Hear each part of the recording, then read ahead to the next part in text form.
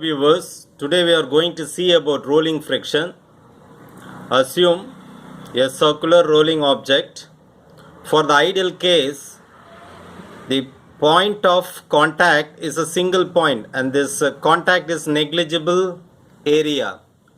So we call this as point of contact. This is another surface, okay?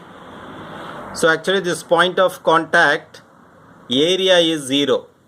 That means it is contacting at a point which is highly negligible. So we can say the area at this point is 0. So if that is the case, kinetic and static friction is 0. So we won't experience any kinetic or static friction. So if that is the case, object rolls with uniform velocity.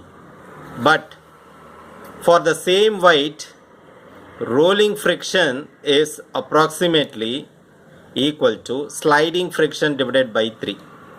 Okay, suppose if the sliding friction is 90 divided by 3, then rolling friction will be 30 only.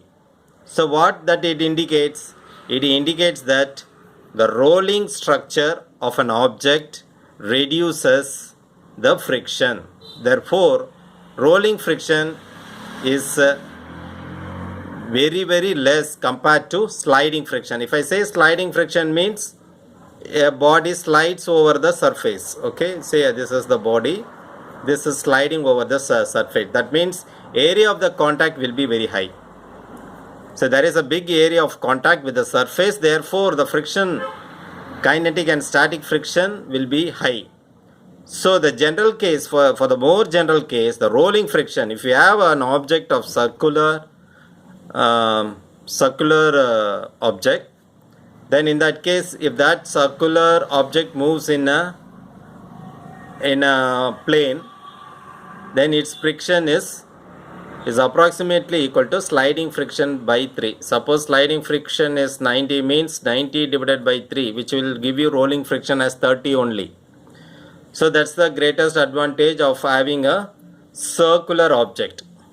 So that's why discovery of wheel is a major milestone in human history. Even though so many structures we have, but as far as the wheel is concerned, the circular wheel is an important discovery because the friction is less. So it's a major milestone in the discovery of the human history. Okay. So discovery of wheel is a major milestone in human history.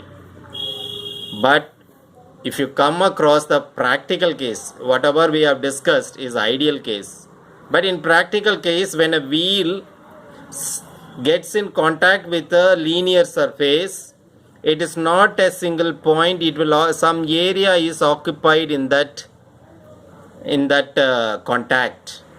For example, if you have a tire and a tube, you can see some area is involved in the contact with the other surface.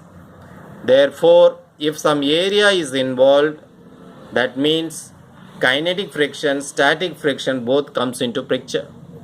Finite area and not a point. So it has a finite area and it is not at all a point, and this is the practical case that we are encountering in day-to-day life. Okay. So when you experience an area at this point, then kinetic and static friction both comes into picture. Contact force parallel to the surface which opposes the motion. Now contact force, you have previously it was point of contact.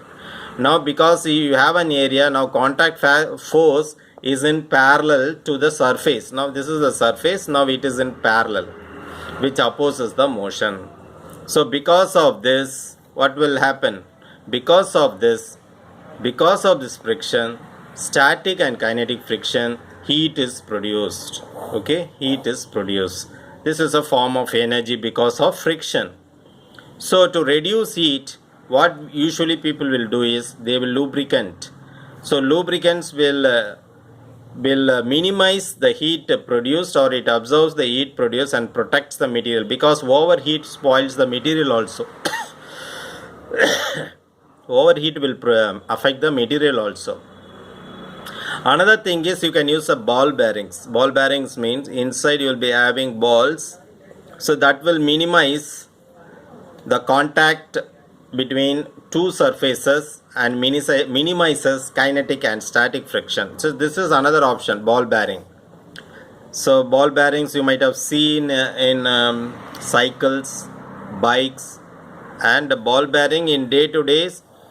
Most of the systems, mechanical system, they will employ ball bearings to reduce friction.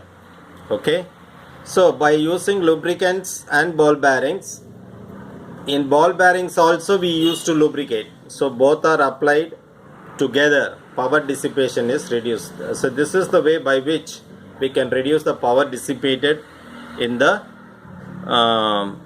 circular object when it gets contact into with a surface. But we cannot say rolling friction always friction is a disadvantage. It has some advantages also. Suppose a wheel is moving on. If you want to stop it, the only way is you have to apply brakes in the machines. When you apply brakes, a mechanical object slides over the wheel, okay, creating a friction, and therefore it gets stopped. The rolling wheel will stop. And if you watch in railways, train wheels, hot axle is created. That means because the wheels keeps on rolling, it's a mechanical system, it keeps on rolling. Because of that, it gets overheated, and if not unnoticed, what will happen is the material itself gets melted and the whole wagon gets derailed, or it will get involved with an accident. So what you have to do is, the railway employees used to check whether hot axle has occurred, whether it is higher. So this in the night, during night you can see it will be in the red color. So therefore we can easily identify hot axle in train wheels. This is due to friction.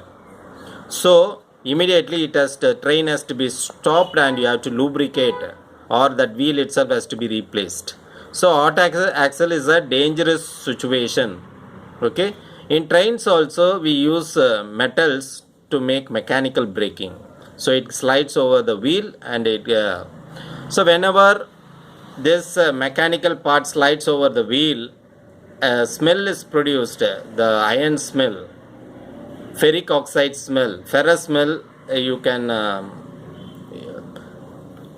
smell. With that we can come to conclude that brakes are getting involved with the wheel. Okay, and another advantage of friction is we are able to walk because of friction. Because of friction only we are walking. Suppose you might have watched a film, Friends or a film, Friends in ஒரு படம். அதில் பார்த்தீங்கன்னா oil will be smeared, and the particular person will get in contact with the oil, and he cannot break himself. So he dashes with somebody else, creating ruckus over that area. Okay, அதாவது அந்த படத்தில் என்ன ஆகும்னா, அந்த தரையில் oil ஊற்றி இருக்கும், இவர் தெரியாமல் நேராக வந்து அந்த ஆயில் மேலே காலை வச்சிருவார், அப்படியே வழுக்கிட்டு போவார். That means there is no friction at all. If the friction is not there, then he or she will travel with uniform velocity. But we need friction to walk, to balance ourselves. So this is an example. Okay, next. And if you see the roads, you will be having a friction. The tire and the road must have a good friction. So what will happen during rainy season and all, because of the water, what will happen, the friction between the tire and the road will be reduced. Because of that, the wheel starts rotating and will not move. So that is another case. So there should be a good friction between the road and the tire of the particular vehicle.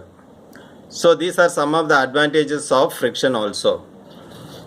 Hope you have understood this topic about rolling friction. Thanks for watching. Nandri.